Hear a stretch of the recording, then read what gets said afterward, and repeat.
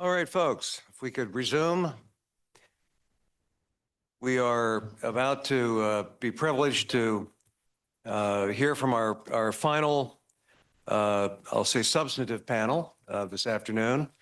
And it's been my privilege, Peter, I don't know if I guess as long as it has existed, to serve on the advisory committee to the school's ADR curriculum. You've done a wonderful job guiding that group. But I think this is a very special opportunity for us to hear today about the subject of teaching ADR and what are the real world opportunities for law students and recent graduates. As I mentioned at the outset of the symposium, it was certainly something that was not being taught, I don't think, anywhere in law school when I was in school in the early 80s. And needless to say, incredible strides have been made, especially here, in my view, at New York Law School, but across the country, including in Nebraska. So with that, please welcome this panel, which will be moderated by Professor Peter Phillips. Thank you very much, Bill, and I appreciate the support and the continued service that you offer to New York Law School's ADR skills program. It matters a lot to us and to our students. We got together a few weeks ago and considered whether teaching ADR might offer real-world opportunities for law students and recent graduates. And in the context of court-appointed neutrals, we agreed, no, obviously not. We just heard Judge Driscoll say that one attribute of a CAN is experience, and we heard Judge Solange say something along the order of, this is not an entry-level job. And then we turn around to three law school professors and say, can law school prepare you for a job as a CAN? And the answer is no, it can't. But you have before you three people who have committed to taking very seriously framing young lawyers and the way people's law school experience adjusts the way they think so that they can serve society as attorneys. And yes, the answer to whether law school and dispute resolution has a role in preparing attorneys, the answer is absolutely yes. And that is a road that we will follow. I'd like to ask Kristen if she would start this off, but before that we do, I would just like to share with you something that I keep in mind myself, not only as a teacher, but just as a follower of dispute resolution generally, right?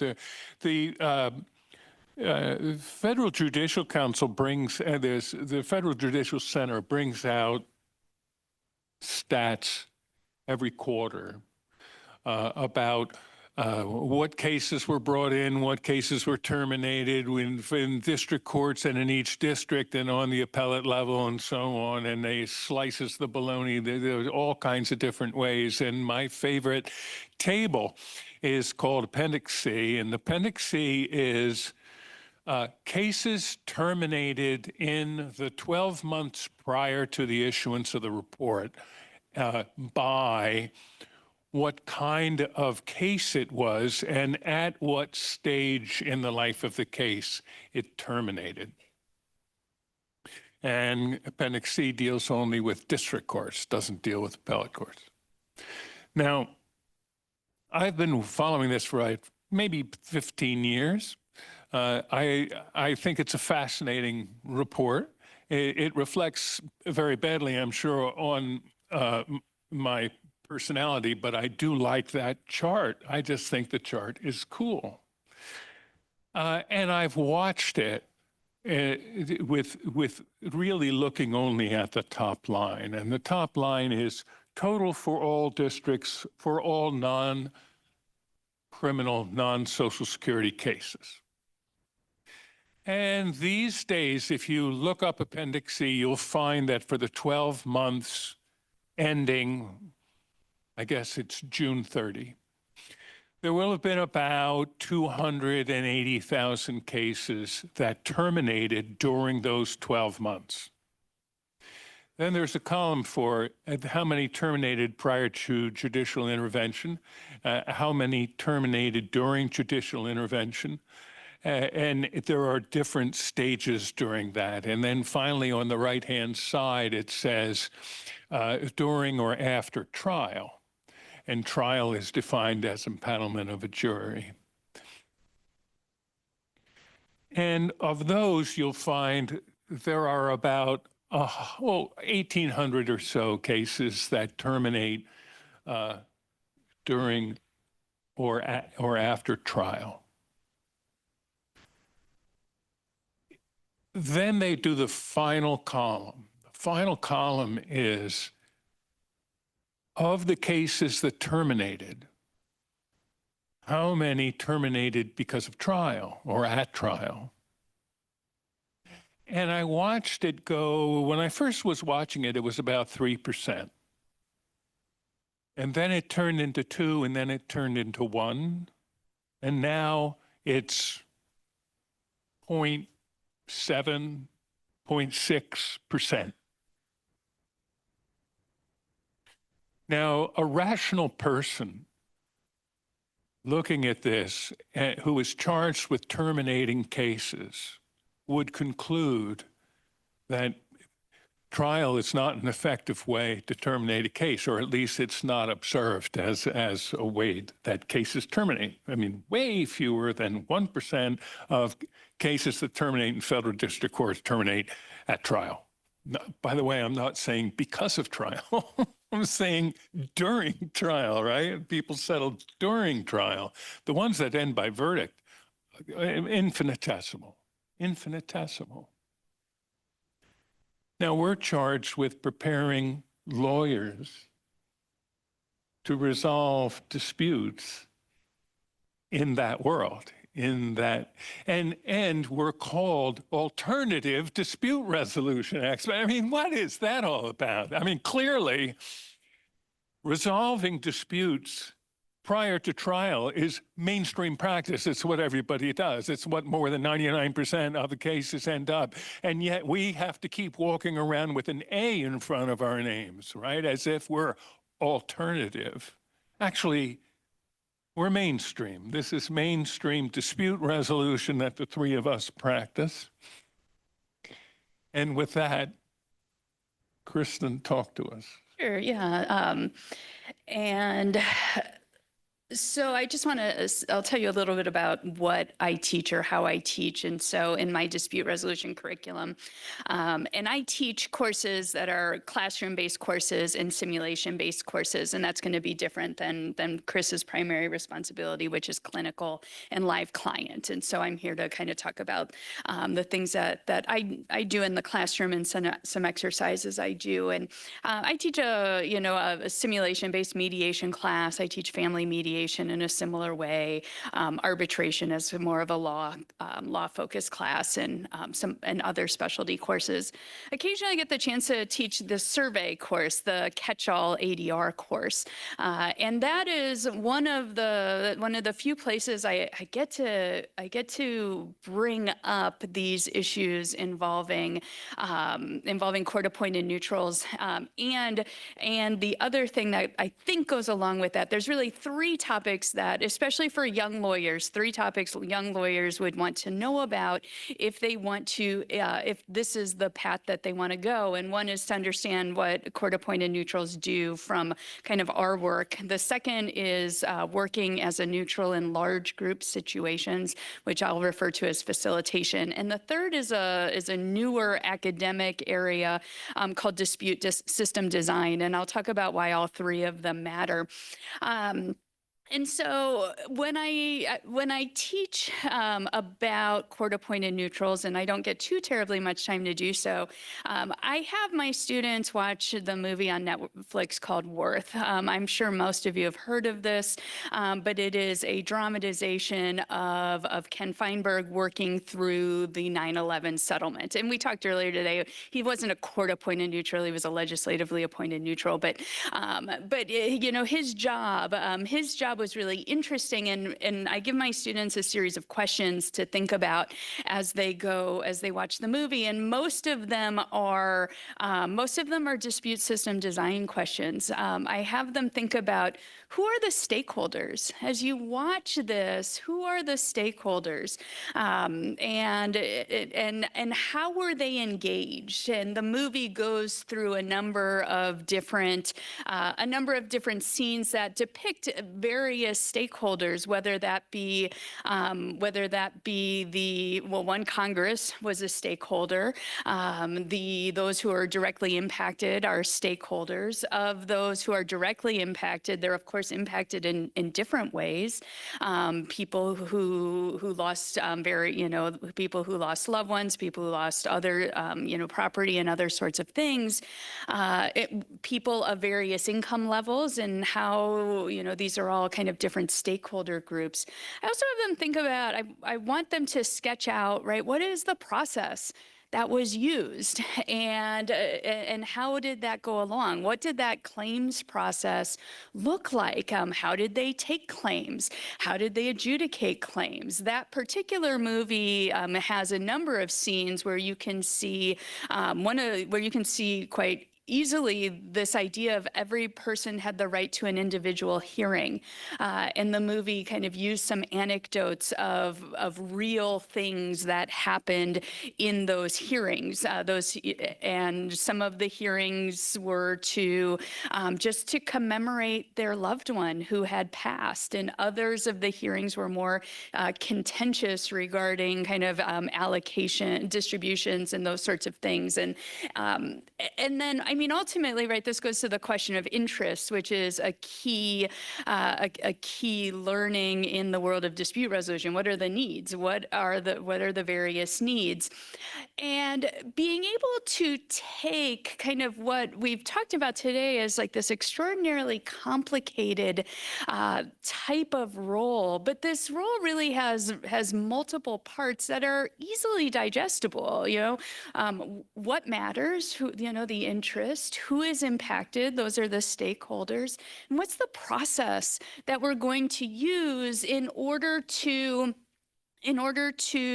move forward with dispute resolution. And in that sense, it really draws or has a lot of parallels to what I mentioned is the subfield of dispute system design. Dispute system design has a couple of other elements and steps that can be useful. But most instances involving court-appointed neutrals are really just is really just someone who's building a system and working the system that they built. There are some law schools across the country who are able to teach entire courses on dispute system design. I know Harvard in particular has a practicum or a clinic on dispute system design.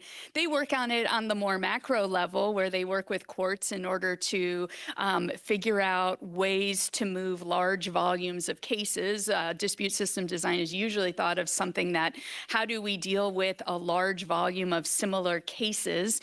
But I also like to look at dispute system design in the micro level in terms of, how do I do this one case? I like to do facilitation work. I'm engaged occasionally to work, usually with workplaces. I've done any number of engagements where I work with a workplace in dispute or a department in turmoil, and there I essentially do the same thing. I try to figure out what are the needs of this group of people. level. And I try to build a process so that they can work through and figure out those needs.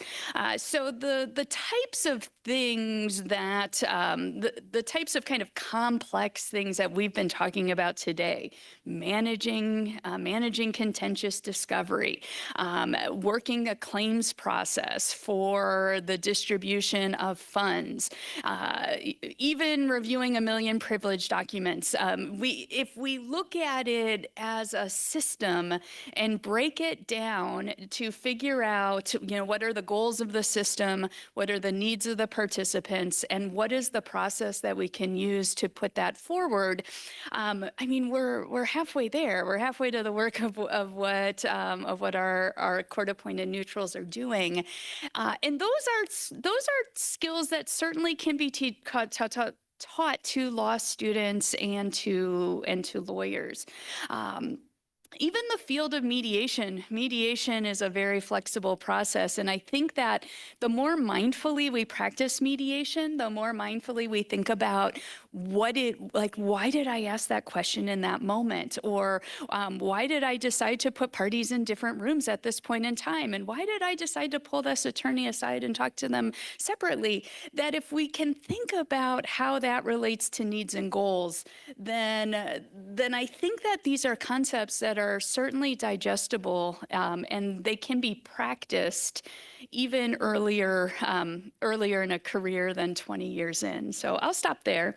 Well, no, you won't. Let me just follow that up, if I may. I think of systems design as something like Lisa Bingham did for the post office, where you have a dysfunctional or flawed system that yields resentment and grievance with respect to people who are constantly in a conflict situation, and an effort is made to determine what the organization values with respect to what they see as an ideal outcome on the workplace floor, and creating a design of a system that would be accepted by all of those parties for that purpose, reflecting that value. But I sense that you're talking about something a bit more abstract than that. No, actually, I think I'm talking about something more micro than that, that we can take those principles and apply them to one case. So not necessarily all of the employment disputes of the post office, but let's say.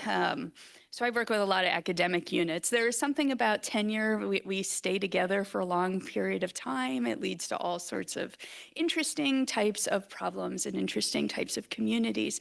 And so I might have something that turns into a year-long intervention with monthly long meetings. And I usually start, in some ways similar to what was demonstrated in the movie, in the Worth movie, and which is I like to start just by doing a lot of fact finding. I like to talk to everybody. What's going on here? One-on-one meetings. Let's start with one-on-one meetings, figure out what on earth is happening here. Then I start to figure out what are the needs and the values of the group.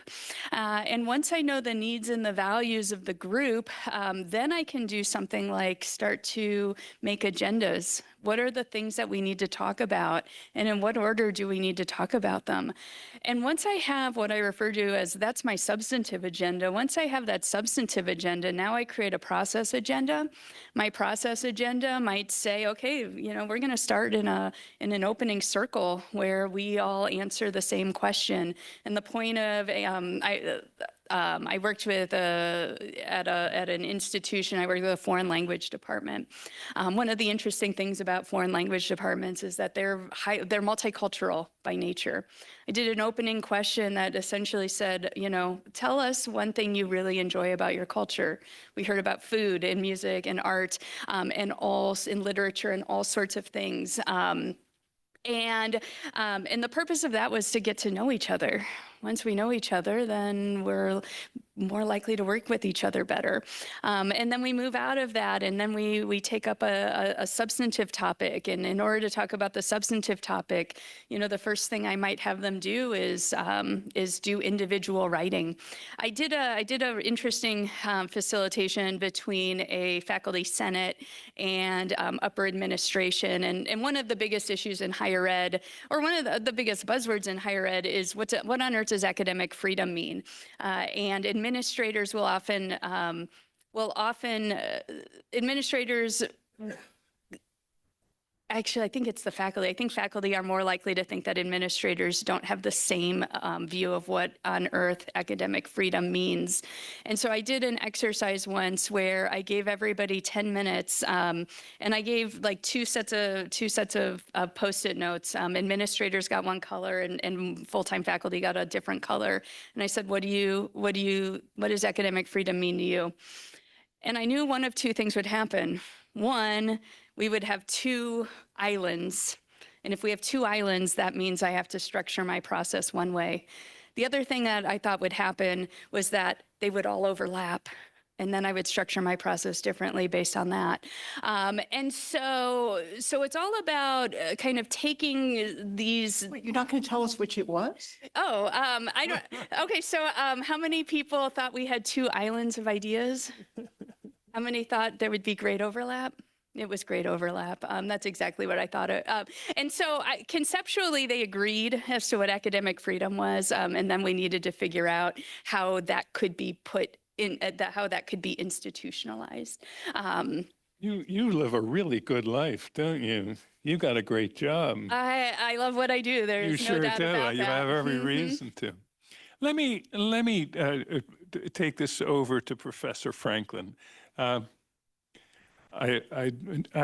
hope I'm saying this both accurately and in a way that doesn't embarrass you, but Professor Franklin has a substantial reputation as someone who has thought a lot about teaching and about pedagogy, approaches to pedagogy in law school. And the reason why we asked you to be on this panel is because that's the question with respect to dispute resolution that is not based on adjudicative processes.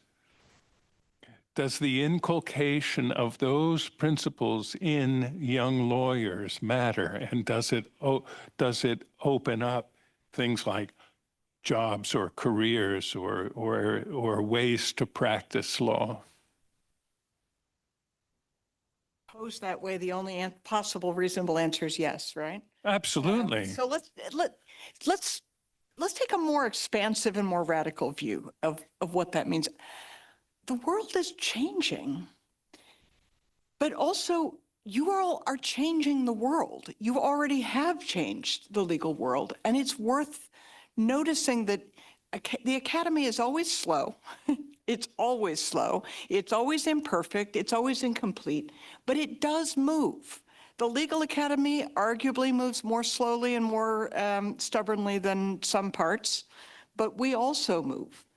And I think that's already happening. And so that's why I do think, even though the first question that we all asked ourselves was exactly where Peter began, which is, we're posed with the question of, how does this help people get jobs? And the answer is immediately not at all. Because if anybody graduates from law school and thinks they're about to be a court-appointed neutral, they're not paying attention.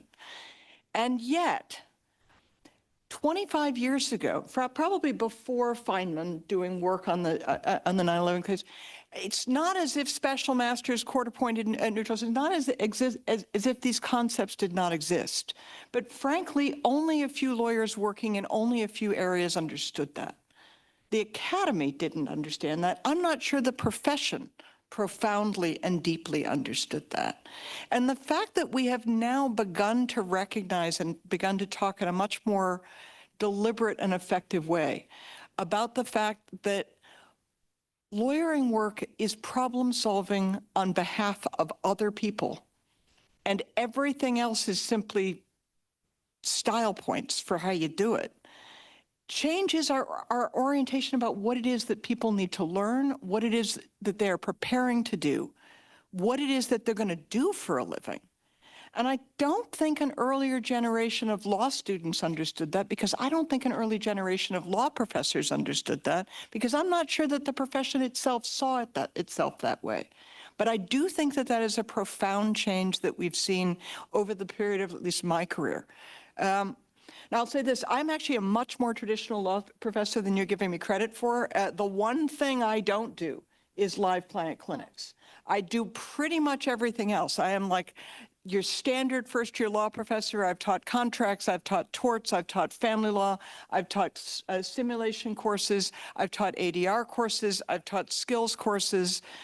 I teach in a wide range of things, but one of the reason I do is that I have experienced as a law professor that every version of that makes me better at the other version. If I know how to teach students in experiential courses, I know how to take learning exercises where people do things and bring them into contracts. If I know how to do that in contracts, I know how to do that in family law, where the stakes are very different and the rules operate very differently. So that's been a benefit to me, but more importantly, it's helped me benefit my school, which has I think a profound commitment to having our graduates understand that lawyering is problem solving and that lawyering work is problem solving. And I'll give you an example of that. I was the one who started at the school about now 16, 17 years ago. I brought a proposal to the faculty to say we had always treated our moot court as co-curricular, meaning it actually earned a little bit of academic credit. In some schools, it's entirely optional. In some schools, it's entirely a student club. We've always given students credit for, they have to sort of get onto it and join it, and then they compete and earn credit. I said, well, why aren't we doing that with respect to any other lawyering skill? Especially since the vast majority of lawyers, even trial lawyers, still don't do and argue appeals. Now, I frankly think the experience of writing an appellate brief and doing a mock oral argument is an enormously valuable educational experience, even if that's not training for what you're going to do, because it teaches you how to conceive of and think about a case. Well, isn't that exactly what preparing for mediation is going to do? Isn't that exactly what preparing for an arbitration is going to do? So I brought to my faculty a proposal that we have a student team as a co-curricular team that would actually engage in and do some of these exercises. I got questions like, are there enough of those experiences and competitions? There could be more, but yes. The interesting thing is, once we started this, oh my God, did it get people to get jobs? Oh my God, did it get people to get jobs?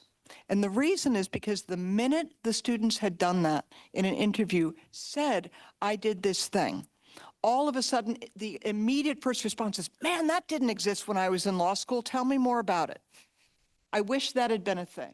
And you know that the way that interviews work, the minute people are having a genuine and real conversation, the candidate looks good, and therefore the candidate is more likely to get the job, right? So I'd love to think that we were preparing and training people in a way that was so uniquely valuable that meant that everybody wanted to hire people who had that preparation and training, in which case I could get credit for it. I don't think that's true, and I don't think I could get the credit for it. What I do think is the very fact that this was new and interesting was enough to get people jobs. I no longer run that program. I've handed that off to a colleague who I would describe as extremely flexible, generous, and gullible in taking that over. But what I do know is it doesn't work quite as well anymore, because in fact, it's become more common. Now they actually have to have something useful to say on the topic for it to be the thing that gets them the job. They do actually have something useful, but it isn't just enough to have done it.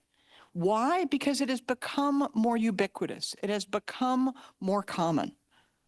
The National Conference of Bar Examiners believes that we need a new bar exam that emphasizes actual lawyering skills, actual practice skills. Whether it will effectively do that, I have a lot to say about, and I won't say here.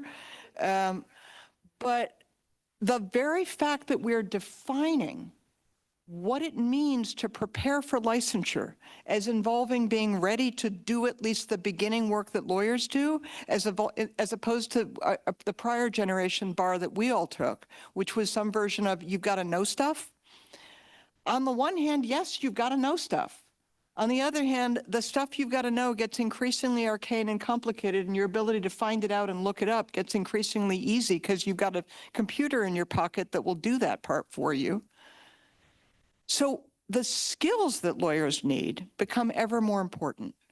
And I do think there has been a wild shift in the academy toward recognizing that. Some through genuine clinical experiences that people engage in. I think that's exciting, that there's more and more opportunities for people to do a mediation clinic here or a family law clinic there that actually engages in some kind of problem solving or dispute resolution processes. But what I find even more profound is the fact that it's moving its way not in those clinical and experiential learning courses, but everywhere. I'll just give one example. In my contracts class, students have to, this is going to sound radical, so don't quote me on this. It's shocking, I know, but students have to read a contract. No, come on. No, it's true. Oh, man, progressive or what? They have to read a contract, and then they have to understand the contract. But here's the thing. I want them to read a contract, and included in the contracts casebook that I have is a 6-page contract. They're assigned to read it. Yay. So if I assign it, they will read it. Yay. But I've been a student. I know what reading a 6-page contract feels like. You skim it and you move on. That is not what I want. Because if you really understand how to read a contract and you know what the terms are trying to do and you understand how the parts fit together, you get something very different about the material I'm trying to teach in contracts. So how do I get my students to engage with reading this other than assigning it? I've tried assigning it, check, they'll do it. That means passing eyes over a page. That's not going to get them engaged.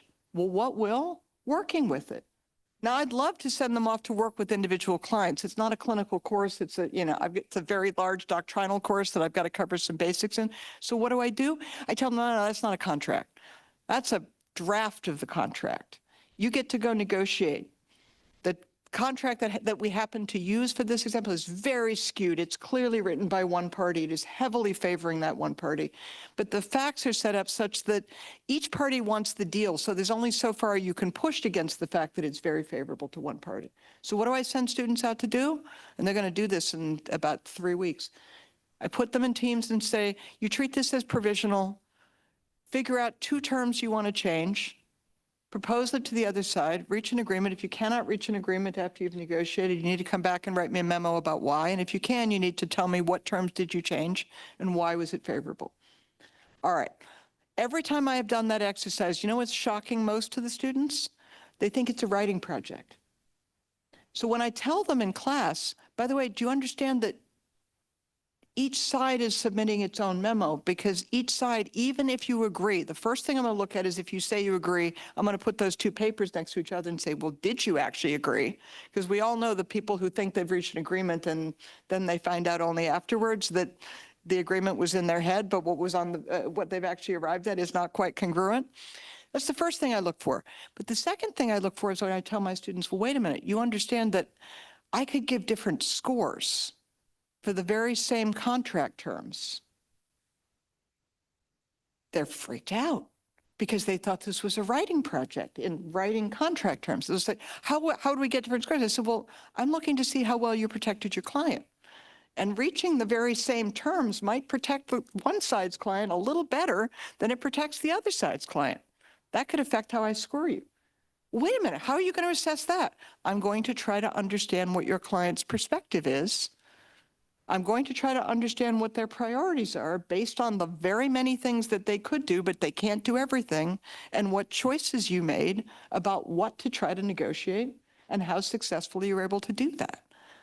Now, I got to be honest, the way I ultimately end up scoring this, I hope none of my students are listening to this, is a lot more generously than the students think I will, because this is not a negotiation exercise. This is an exercise that's getting them to think and read about contracts. But the idea, and I'm not unusual in doing this kind of thing, that engaging in the work that lawyers actually do to solve problems is the way to not only train future lawyers, but is the way to get law students to genuinely understand the material itself, is a thing that is no longer revolutionary, but was thought of as revolutionary when I started teaching. So I started by saying, I think you're changing the world a little bit. And I hope we change it a little bit more in that direction. Now we're talking. Now we're going to have a code word. I can sense it. I can feel it in the air. How do you say that? The first of the two code words for this panel is teaching. Teaching. I know about teaching. Hi, yeah, please.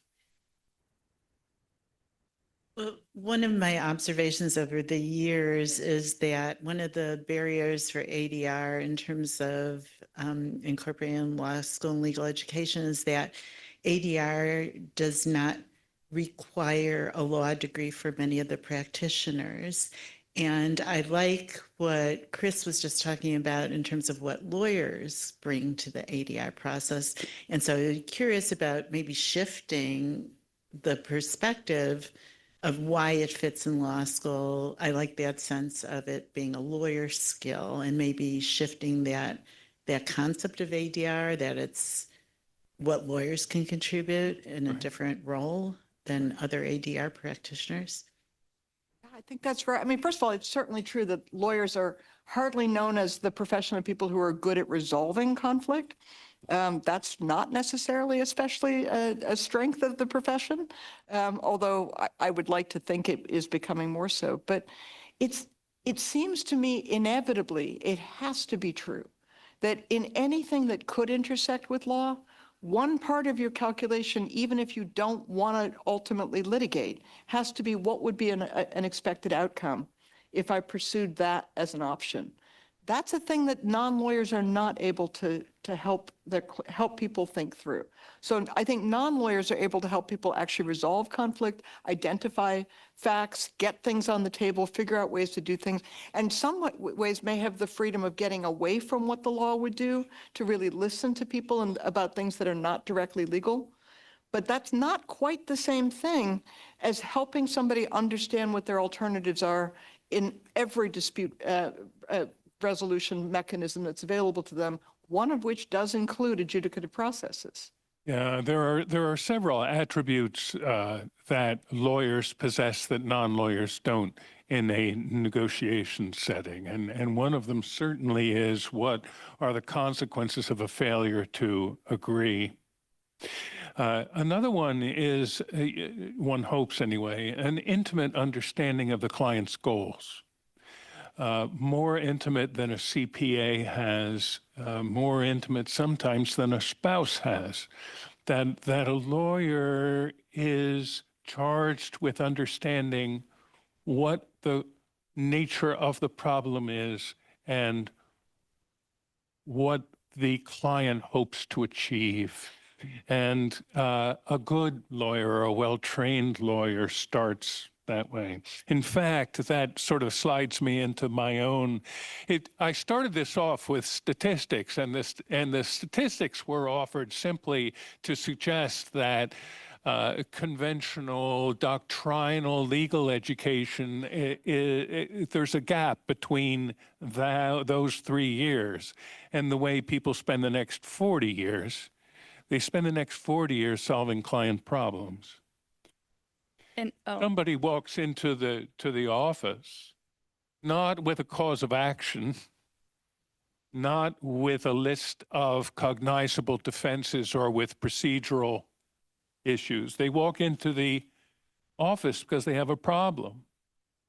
When somebody has that kind of a problem, they don't call their Rebbe, they don't call their brother-in-law, they don't call. Often they don't even call their spouse. They call their lawyer, and what they want from the lawyer is, fix this, please. Make this go away. Now, I think it would be wonderful if the charge of our legal education institutions was to prepare people to listen to that problem and to have the skills to listen well and counsel that person and provide methods of making that problem go away. I think that's way more important than winning. I'm sorry, Kris. Oh, no.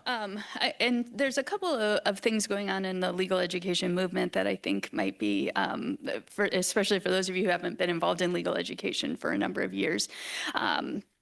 I do think that the sea has changed in terms of how important people find the ADR curriculum or dispute resolution curriculum.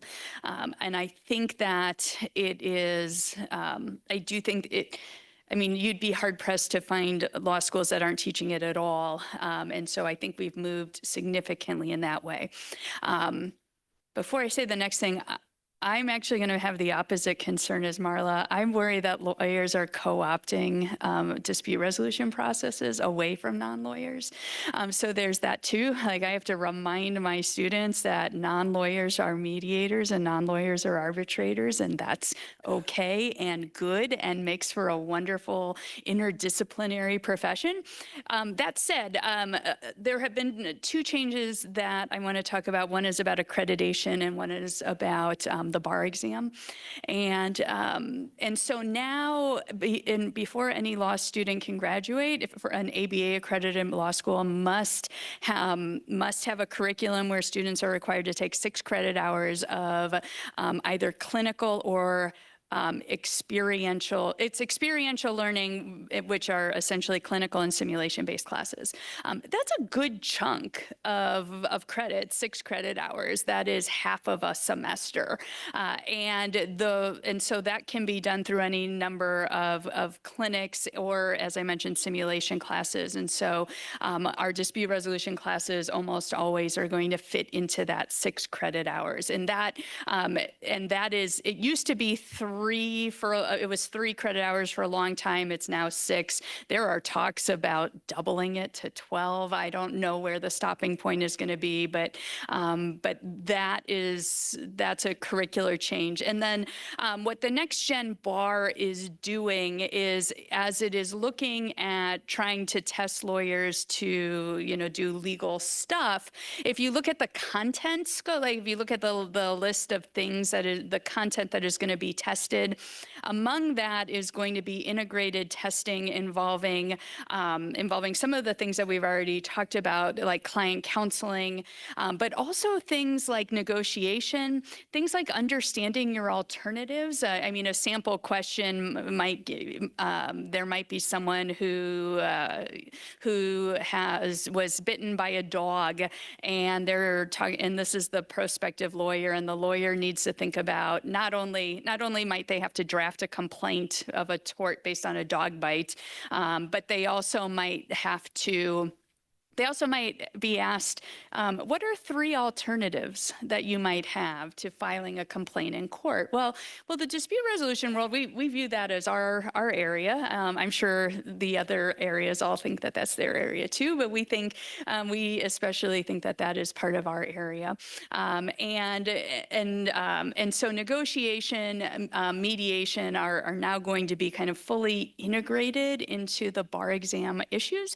The other thing that's going to be integrated into these issues is also ethics, which I think is really exciting, that they might throw in a potential conflict of interest that needs to be, that should not go ignored. And there's a handful of our model rules that have been disclosed that are subject to being tested in these kind of real world lawyer problems. And those 2 changes, again, one for graduation requirements and one for how the bar exam is going to be administered, those are like a huge boon to the ADR, to those of us who are teaching ADR. It gives outside legitimacy to things that we were telling people were legitimate for a long time. Let me see if I can place another frame around this. I teach, among other things, negotiation, and so therefore I think everybody ought to take negotiation. But I also think everybody ought to take negotiation because it's obvious. It's obvious. In practice, there are people who will not need to use tort concepts. There are people who don't need to draft a contract. There will be people who don't require expertise or even familiarity with wills, trusts, and future interests. There are people who don't need to know real estate. There's nobody who doesn't need to know how to negotiate. Everybody needs to know how to negotiate. All the above negotiate, more or less, and moreover, they get paid to negotiate. With the, people who are in dispute resolution, with the exception of the ones that terminated because of dispositive motions, they all negotiated. When you buy a skyscraper, you negotiate. When you draft a will, you negotiate. When you form a corporation, you negotiate. And why it is that we let people have a JD without being trained negotiators, I don't know. But as Kris points out, in contracts, people are starting to learn how to negotiate. And in torts, people are starting to learn how to negotiate. And in all other kinds of contexts, the article that Kris and I put on in as part of the materials talks about potential applications in all kinds of doctrinal settings so that you can inculcate in young lawyers the understanding from the starting block, from the very outset of being confronted with a client problem. How am I going to achieve the client's goal? And it is not going to be by winning a trial. It's just not, that's not the way it's going to finish. Want an anecdote to support your position on that? All right, so I'm going to get the math on this wrong, but at least a dozen years ago, maybe closer to 15 years ago, I had a junior colleague here who wanted me to observe his teaching because talking about teaching is a big part of what I do. He was teaching a torts class, and he was very excited because he knew I did some ADR work. He was very excited because he had an exercise going on in his class. He had his students doing a negotiation over a tort claim. I can't remember what the issue was. I'm watching this class. The entire time, he's referring to it as a mediation. Oh. There is no mediator. There is no third-party neutral. He is having people get together on opposite sides discussing settlement possibilities. I gently, when they were doing this, pulled him aside and explained that he might want to change his language and change the description, and he nodded because his senior colleague had advised him. And then when as soon as the students were finished and he starts talking about it, he begins again referring to it as a mediation. So I was not successful in that particular moment. Just last week, I use polling software in my classes that allow students to sort of, use their phones to give responses to something. Just last week, because we were talking about covenants not to compete, we were also talking about, in terms of non-competition clauses, we were also talking about arbitration because it had come up in the cases. And I just put out a quiz just because I wanted to find out what my students knew about whether they could accurately define the difference between a mediation, an arbitration, a settlement, and a trial. Roughly 77% of the students got it right.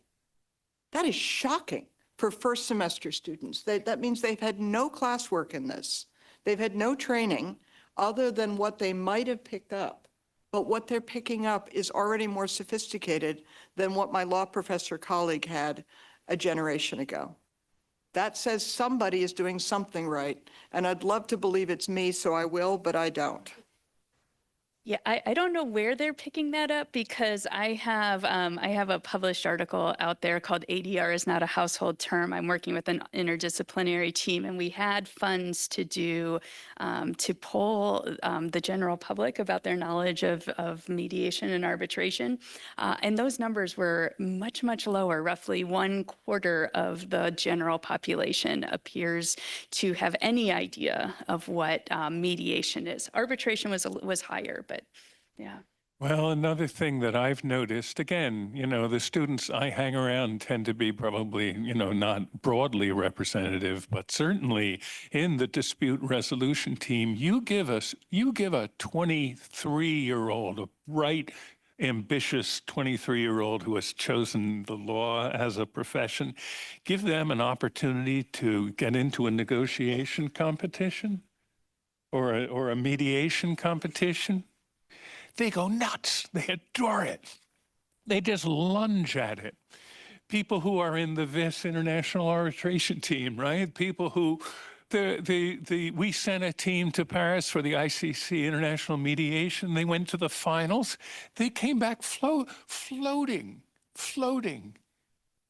because they not only, won or damn near won an international competition, but because it was in mediation, because they used the skills of listening. The job was to find out what the other person needed to hear in order for them to say yes. This is to me, that's an elevated skill. It's a necessary skill if you're going to counsel clients. It's also makes you feel like you're a human being. And there's not a lot in law school that makes you feel that way.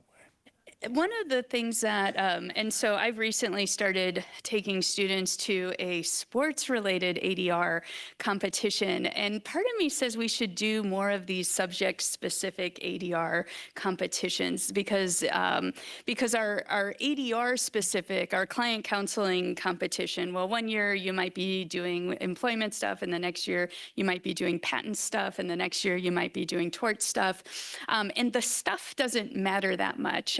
But I've recently started taking students to do an NFL football negotiation competition. We spend about a month learning about learning about the negotiable things in NFL contracts, which is extraordinarily complex due to the salary cap and other sorts of things. And then they have to engage in negotiations on really, on very interesting and very precise sort of topics. Like, I don't actually expect my students, or many of them, to go out and negotiate percentages of guaranteed salary after they graduate. But this idea that they can take a substantive area and apply those skills, so they learn negotiation with these other in a specialized area, and there's something that I've enjoyed recently doing these types of competitions, and there might be room for more of that. Yeah. Kris, downplays her role as the person who founded our dispute resolution team. But if you went into that room, there's a hell of a lot of plexiglass in that room, I'll tell you, and it had a lot to do with you. I'll finish with yet another anecdote, okay? I used to work at the CPR Institute, and I had a chance there to get to know a guy named Harry Wolff, Lord Wolff, who was the master of the rolls in Great Britain and Wales, and then later the Lord Chief Justice of England and Wales. And he was responsible for what was called the Wolff Reforms, which were modifications of the Code of Civil Procedure that required, among other things, mediation of civil claims, and could impose costs on parties who, when asked to mediate, declined to do so. It had a really substantial effect on the way civil litigation was done, and as we keep on reminding people, as the way dispute resolution, irrespective of litigation, was pursued. And Harry Wolff, over lunch, told me, in my old age, it has become finally clear to me that my role as a judge is to assist the parties to resolve their disputes. And I said, I thought your role as a judge was to enforce the law. And he said, well, there you're wrong. That's what I hope we do in law school. Thank you very much.